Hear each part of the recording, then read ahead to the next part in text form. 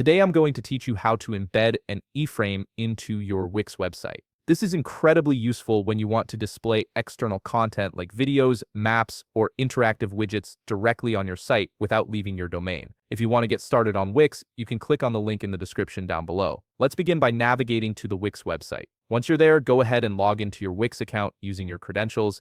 After logging in, you'll land on your Wix dashboard. Look over to the left navigation menu and click on Site and Mobile App. When you click this, a drop-down selection will appear with various options related to your website management. From this drop-down, you can preview the website settings you currently have. This is an important step because you want to make sure that you're working with the correct website where you intend to add the iframe code. Double-check that this is indeed the site you want to modify before proceeding further. Once you've confirmed you're on the right website, locate the Design Site button. You'll typically find this at the top part of your screen, usually positioned beside a pen icon. This button is your gateway into the actual website editor where all the customization happens. Click on it to move forward. You'll now be directed to the Wix website editor screen. This is where the magic happens and where you have full control over your site's design and functionality. From here, focus your attention on the left navigation menu again and locate the Add Elements button. Click on it to open up your options. The Add Elements menu will expand, revealing a comprehensive list of all the elements you can use to customize and enhance your website.